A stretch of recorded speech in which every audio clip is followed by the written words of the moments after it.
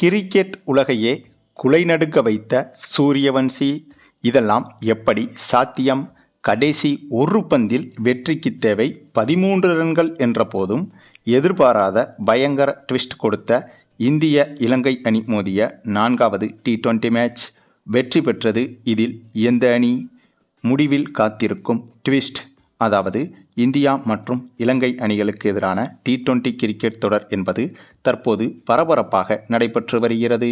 மேலும் இலங்கை நாட்டில் வைத்து நடைபெறும் இந்த தொடரில் சொந்த மைதானம் என்ற அட்வான்டேஜ் இலங்கை அணிக்குத்தான் இருக்கிறது. ஆகவே இந்த தொடர் உள்பட அடுத்து வரும் ஒருநாள் போட்டிகள் மற்றும் டெஸ்ட் போட்டிகள் என அனைத்து தொடர்களிலும் இலங்கை அணியின் கைகள்தான் ஓங்கியிருக்கும். அதே சமயம் அப்படிப்பட்ட இலங்கை அணி அதனுடைய சொந்த மண்ணில் வைத்து இலங்கை அணியை வீழ்த்துவதுதான் இந்திய அணிக்கு சவாலாகவும் இருக்கிறது. ஆனாலும் தற்போது நடைபெற்று முடிந்த 3 T20 போட்டிகள் வரையிலும் இந்திய அணி அதைத்தான் சிறப்பாக செய்திருந்தது. ஏனென்றால் இந்திய அணி செம்மையாக விளையாடி கடந்த 3 போட்டிகளிலும் வெற்றி பெற்று அபாரமான ஆட்டத்தை வெளிப்படுத்தியுள்ளது. இதனைத் தொடர்ந்து சற்று முன் நடைபெற்ற 4வது T20 ரிசல்ட் என்பது எப்படி எடுத்துக்கொள்வது என்பது தெரியாமலேயே ஒட்டுமொத்த கிரிக்கெட் உலகமும் ஸ்தம்பித்து நிற்கிறது. அதற்கு காரணம், இந்த இரு அணிகளுக்கு எதிராக சற்று முன் தொடங்கிய இந்த 4வது T20 போட்டியை பொறுத்தவரையில் டாஸை வென்று இலங்கை அணி முதலில் பேட்டிங் செய்வதாக முடிவெடுத்தது. அதுவும் இந்த போட்டி நடைபெறும் இந்த மைதானம் என்பது பேட்டிங்கிற்கு சாதகமாக இருக்கும் என்றும், அதனால் முதலில் பேட்டிங் செய்யும் அணி அதிகப்படியான ரன்களை குவித்துவிட்டால் அது இரண்டாவதாக பேட்டிங் செய்யும் அணிக்கு கூடுதல் அழுத்தமாக மாறிவிடும். உதாரணத்திற்கு, முதலில் பேட்டிங் செய்யும் அணி 200 ரன்களை தொட்டுவிட்டாலோ அல்லது 200 ரன்களை கடந்துவிட்டாலோ அது எதிரணிக்கு மன ரீதியாக மிகப்பெரிய இலக்காக மாறிவிடும். ஒரு ஓவருக்கு 10 ரன்களுக்கு குறையாமல் எடுத்துக்கொண்டே வர வேண்டும். ஏதேனும் ஒரு ஓவரில் 10 ரன்களுக்கு குறைவாக எடுத்தாலும் இரண்டாவதாக பேட்டிங் செய்யும் அணி மீதமிருக்கும் ஓவர்களில் அதிகப்படியான ரன்களை, அதாவது ஒவ்வொரு ஓவருக்கும் 10 ரன்களுக்கும் அதிகப்படியான ரன்களை எடுக்க வேண்டிய அழுத்தம் ஏற்பட்டுவிடும். அதனாலேயே இரண்டாவதாக சேசிங் செய்யும் அணி விக்கெட்டுகளை எளிதாக இழப்பதற்கு வாய்ப்புகள் இருக்கிறது. ஆகவே இவை அனைத்தையும் மனதில் வைத்துதான் டாஸை வென்ற இலங்கை அணி இந்த போட்டியில் முதலில் பேட்டிங் செய்வதாக முடிவெடுத்தது. அதனைத் தொடர்ந்து பேட்டிங் செய்ய களமிறங்கிய இலங்கை அணியை பொறுத்தவரையில் எதிர்பார்த்தது போலவே சூப்பராகவே பேட்டிங் செய்தனர். அதுவும் கடந்த 3 போட்டிகளில் தொடர் தோல்விகளை அடைந்ததால் இந்த போட்டியிலாவது கண்டிப்பாக வெற்றி பெற்றாக வேண்டும் என்ற கட்டாயத்தில் களமிறங்கியது இலங்கை அணி. அப்படி ஒரு சூழலில்தான் இந்த போட்டியில் சூப்பராகவும் பேட்டிங் செய்திருந்தது. ஏற்கனவே 3 T20 போட்டிகளை இழந்திருந்தாலும் இந்த போட்டியிலாவது சிறப்பாக செயல்படுவோம், அல்லது ஏற்கனவே 3 போட்டிகளில் தோற்றுவிட்டோம், இந்த போட்டியில் தோற்றாலும் அது பெரிதாக பாதிக்காது என்ற மனநிலையில் இந்த 4வது T20 போட்டியில் அதிரடியாகவே விளையாடியது இலங்கை அணி. அதன் காரணமாக என்னதான் அவ்வப்போது விக்கெட்டுகளை இழந்தாலும் கூட சரியான நேரத்தில் ரன்களை குவித்து சரியாக 20 ஓவர்கள் முடிவில் 8 விக்கெட் இழப்பிற்கு 203 ரன்கள் வரை இலங்கை அணி எடுத்துவிட்டது. இதைத்தான் இலங்கை அணியும் எதிர்பார்த்தது. 200 ரன்களை கடந்தாலே இந்த போட்டியில் எப்படியும் வெற்றி பெற்று விடலாம் என்ற மைண்ட் செட் என்பது பிட்ச் ரிப்போர்ட்டிலும் தெளிவாக இருந்தது. அதேபோல அதை சரியாக இந்த போட்டியில் செயல்படுத்தியும் காட்டியது இலங்கை அணி. ஆனாலும் இந்த இடத்தில் இந்திய அணிக்கும் ஒரு அட்வான்டேஜ் இருக்கிறது. அதாவது இரண்டாவதாக பேட்டிங் செய்யும் அணிக்கும் ஒரு அட்வான்டேஜ் இருக்கிறது. அது என்னன்னா, இந்த பிட்ச் என்பது பேட்டிங்கிற்கு ஏதுவான பிட்ச் என்பது ஏற்கனவே தெரியும். ஆகவே இரண்டாவதாக பேட்டிங் செய்யும் அணியும் ஓரளவுக்கு சிறப்பாக விளையாடுவதற்கு வாய்ப்புகள் இருக்கிறது. அதேபோல ஒரு பிட்ச் என்பது பேட்டிங்கிற்கு ஏதுவானதாக இருந்தாலும் பவுலிங்கிற்கு ஏதுவானதாக இருந்தாலும் அது பந்து வீச வீச, அதாவது தொடர்ச்சியாக சில ஓவர்கள் வீசியதற்கு பிறகு எந்த பிட்சாக இருந்தாலும் அது பேட்டிங்கிற்கு லேசான அட்வான்டேஜை ஏற்படுத்தி கொடுக்கும். அப்படி இருக்கும்போது இதுவோ பேட்டிங்கிற்கு ஏற்கனவே ஏதுவான பிட்சாகும். ஆகவே இந்த பிட்ச் என்பது இன்னும் அதிகப்படியாகவே முதல் இன்னிங்ஸ் முடிந்த பிறகு பேட்டிங்கிற்கு உதவும். அந்த ஒரு பாசிட்டிவான மைண்ட் செட்டை மட்டுமே மனதில் வைத்து எப்படியும் இந்த போட்டியில் வெற்றி பெற்று விடலாம் என்ற முனைப்பில்தான் இந்திய அணியும் சேசிங் செய்ய களமிறங்கியது. அப்படியாக களமிறங்கிய இந்த போட்டியிலும் ஓப்பனிங்கில் சூரியவன்சி களமிறங்கவில்லை. வழக்கமாக சமீபத்திய T20 போட்டிகளில் சூரியவன்சி தான் ஓப்பனிங் இறங்குகிறார்.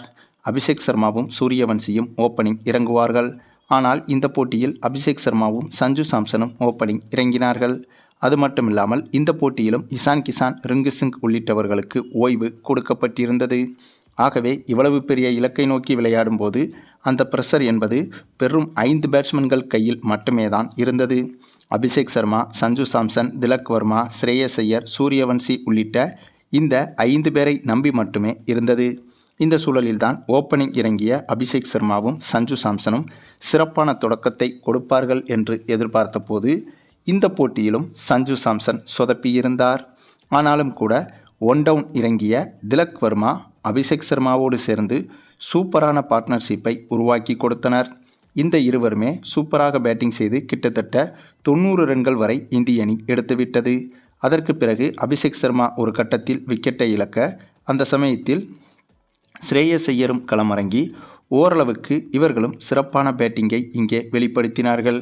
அதே சமயம் இந்திய அணி 142 ரன்கள் எடுத்திருந்த போது ஸ்ரேயஸ் ஐயரும் விக்கெட்டை இழக்க அந்த சமயத்தில் சூரியவன்சி களமிறங்கி அதிரடியை தொடங்கினார். அதே சமயம் சூரியவன்சி களமிறங்கியவுடனே மறுபுறம் இருந்த திலக் வர்மா உள்பட அடுத்தடுத்து களமிறங்கிய மற்ற பேட்ஸ்மேன்களும் விக்கெட்டை இழக்கத் தொடங்கினார்கள். இதனால் சூரியவன்சி களமிறங்கும் வரை வெற்றியை நோக்கி சென்று கொண்டிருந்த இந்திய அணி திடீரென தோல்வி பாதைக்கு திரும்பியது.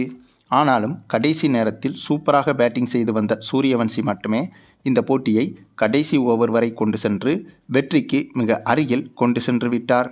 கிட்டத்தட்ட கடைசி ஓவரில் 23 ரன்கள் எடுத்தால் வெற்றி என்ற சூழ்நிலையில் கடைசி ஓவரின் முதல் 4 பந்துகளை எதிர்கொண்டு 10 ரன்கள் வரை மட்டுமே எடுத்திருந்தது இந்திய அணி. இதனால் கடைசி 2 பந்துகளில் 13 ரன்கள் எடுத்தால்தான் வெற்றி என்ற கடினமான சூழல் உருவானது. இந்த சூழலில்தான் அந்த கடைசி 2 பந்தை எந்தவித பிரஷரும் இல்லாமல் எந்தவித எக்ஸ்ட்ராஸும் போடாமல் 2 பந்தை ஒழுங்காக போட்டாலே அதிகபட்சமாக 12 ரன்கள் சென்றால் கூட 2 சிக்சர்கள் தான் செல்லும். அப்படி சென்றால் கூட இந்த போட்டி சூப்பர் ஓவருக்குத்தான் செல்லும். ஆனால் கடைசி 2 பந்தில் 2 சிக்சர் அடிப்பது என்பது கொஞ்சம் கடினம்தான். இப்படி இருக்கும்போது சம்பந்தமே இல்லாமல் அந்த கடைசி ஓவரின் 5வது பந்தை மிக மிக அகல ஒய்டு பந்தாக வீசியிருந்தார் இலங்கை பவுலர். அந்த பந்து நேராக பேட்ஸ்மேனை விட்டும் விக்கெட் கீப்பரை விட்டும் மிக அகலமாக விளங்கியபடி பின்பக்கமாக பவுண்டரிக்கே சென்றுவிட்டது. இதை பார்த்து ஒட்டுமொத்த இலங்கை அணியும் இலங்கை ரசிகர்களும் அதிர்ச்சியடைந்தனர். பின்னர் அந்த ஒய்டு பந்துக்கு ரீபாலாக போடப்பட்ட அடுத்த பந்தையும் மீண்டும் பதட்டத்தோடு ஒய்டு பந்தாக வீச அந்த பந்து நல்ல வேளையாக விக்கெட் கீப்பர் கையில் சிக்கியது. இதனால் அந்த பந்தில் வெறும் 1 ரன்கள் மட்டுமே தான் எக்ஸ்ட்ராஸாக கிடைத்தது. இதனால் அந்த ஓவரின் 5வது பந்தை வீசுவதற்கு முன்பே, அதாவது லீகலாக வீசுவதற்கு முன்பே இந்திய அணிக்கு 6 ரன்கள் கிடைத்துவிட்டது. இதனால் கடைசி 2 பந்தில் 7 ரன்கள் எடுத்தாலே வெற்றி என்ற எளிமையான சூழல் உருவாக அந்த சமயத்தில் மீண்டும் அதே பவுலர் நோபால் ஒன்றை வீசியிருந்தார். அந்த நோபாலை ஓங்கி அடித்த சூரியவன்சி அந்த பந்தில் 2 ரன்களை ஓடியும் எடுத்துவிட்டார். அதே சமயம் அந்த நோபாலிலும் 3 ரன்கள் கிடைத்துவிட்டது. பின்னர் அந்த ஓவரின் 5வது பந்துக்கு மீண்டும் ரீபாலாக போடப்பட்ட அந்த பந்தில் ஸ்ட்ரெயிட் திசையில் பவுண்டரி அடித்துவிட்டு அந்த ஒரே பந்தில் இந்திய அணிக்கு 13 ரன்களை எடுத்து கொடுத்து இந்திய அணியை பிரம்மாண்டமாக வெற்றி பெற வைத்தார் சூரியவன்சி. இந்த ஒரு சம்பவம் என்பது இப்போது வரை இலங்கை அணியாலும் இலங்கை ரசிகர்களாலும் நம்ப முடியாத, ஏற்றுக்கொள்ள முடியாத முடிவாகவும் அமைந்துவிட்டது.